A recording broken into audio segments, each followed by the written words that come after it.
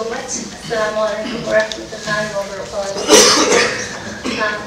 I feel very honored to have a chance to speak in these discussions on Rohingya issue. I myself, as the moderator mentioned, a Rohingya, and I hope the participant in this group will finally give some hopeful and practical assurance that I can take along with me to convey to my persecuted Rohingya people. And I am very much thankful to GMM and Proham, AMAN, and AMAN to organize these discussions and to invite me here.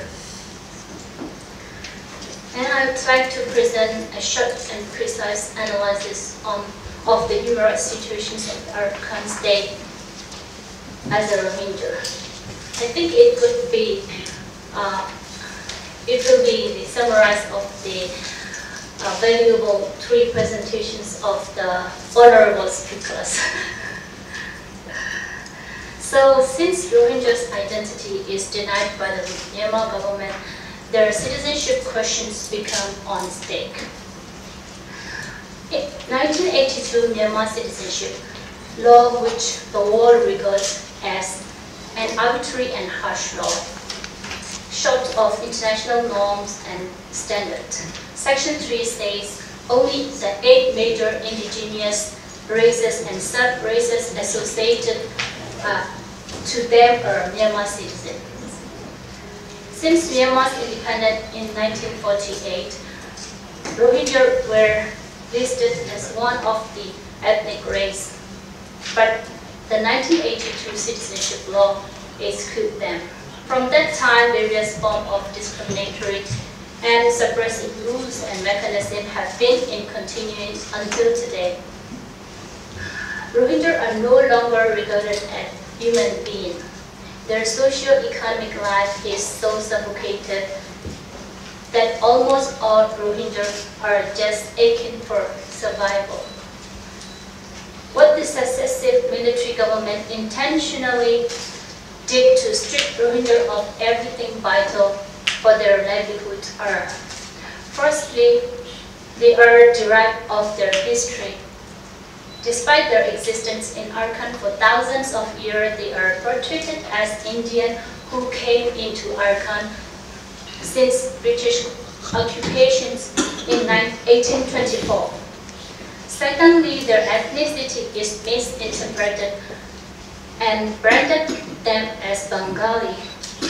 This is a deliberate attempt took place since 1973 and 1983 census to make them stateless.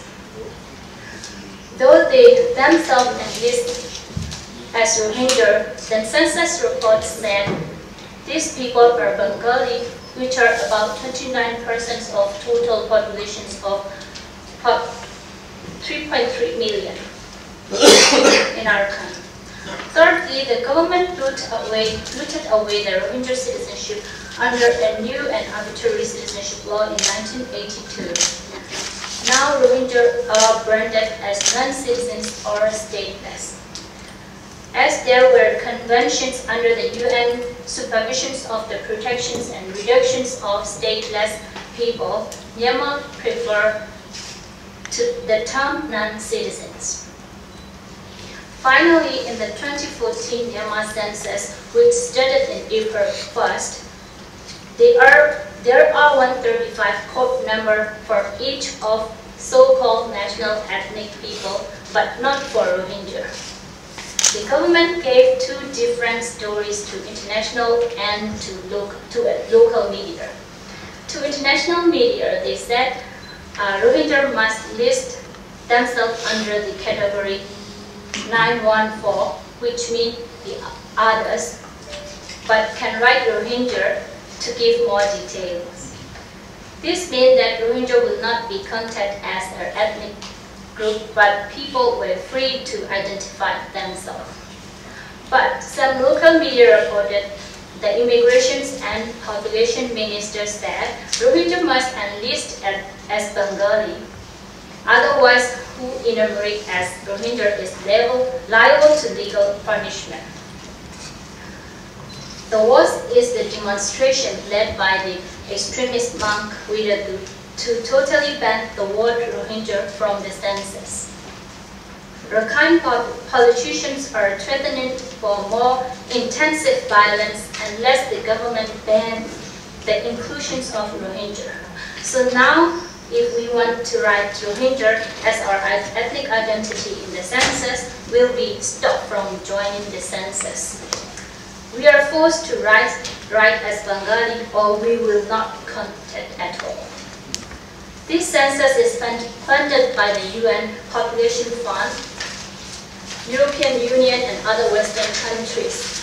So it is extremely disappointing that the census is so racist. The linked monk of hate speech, Wiradhu, whom Time magazine remarked as the face of Buddhist terror, visited Maundo Township in the first week of January. On 30th of January, a big terrorist incident occurred where dozens of people were injured and killed. The whole villagers had to flee away from the village and their belongings were looted away by the Arakan mobs and security personnel. The government investigated this violence 2 times and said there was no evidence of violence against Rohingya. They just said one police was killed but couldn't find his body and recommend that police should be given better weapons. The international NGO Medicine Sans Frontier said they treated 25 Rohingya people who were injured in that violence. So the government banned MSF from Arakan state. Now more and more international NGOs giving humanitarian aid are being banned or attacked. The Burma Bulletin for March is distributed here, so you can read about the attack last month. Abuses and discriminations against the Rohingya are intentional, well-prepared, and well-organized. Rohingya have been dehumanized, demonized, pushed into camps, and persecuted in so many other ways. These include restrictions of movement, marriage, childbirth, and access to education and medical treatment. The restrictions on marriage and birth rate. As a result of the restrictions on marriage and birth rate, many women and men has been arrested, and about more than 60,000 Rohingya children could not get birth certificate. Rohingya children and youth have found it difficult to get education, especially girls. After the violence started in 2012, the situations got much worse. Now there are more than 20,000 children who are unable to go to school and about 1,000 university students who are not allowed to continue their university. Most Rohingya in Arakan state cannot get any health service at all. The government hospital treat us as enemy, and we keep getting reports that hospital staff have been beaten or mistreated Rohingya who seek medical treatment. Economic life is stagnated. Almost 1/3 of the Rohingyas' farming land were seized for distributions among non-Rohingya newly settled model village and military installation. Forced evictions and removing of Rohingya village are routine. Due to one-sided attack and assault, 150,000 Rohingya became IDPs, living in squalid camps without necessary facilities. Other Rohingya whose villages were not burned are virtually in confinement. No freedom of movement and freedom of access to any means of livelihood. there is no visible plan to resettle the IDPs. Even after kicking out all the INGO from Sydney last month, it's become the questions of serious humanitarian problem. Women and children are dying every day due to lack of food, water, and health care. The systematic, widespread human rights violations of Rohingya is not an internal matter. It has caused tens of thousands of Rohingya to flee as refugees to the neighboring countries, including Malaysia and other ASEAN countries. So our request to justice-loving people, especially to ASEAN countries, is as follows. First, insist for protections of Rohingya from violations and access to basic needs such as safe shelters, food, water, health, and education. Rohingya are being segregated in camps in cyclone-sensitive areas. They could easily die from bad weather, so they need to move to a safer location. For this, the government must also ensure the protections and assistance to NGOs providing service to Rohingya and other displaced people in Rakhine State. And pursue Myanmar government to restore to Rohingya their rights to get listed as Rohingya in the present census process, which will last for next 2 months. Forcing Rohingya to register as Bengali under the census, they lead to all of us being forcibly deported from our own country as illegal. Work with the rest of the international community to ensure that Rohingya are restored their full citizenship and equal rights.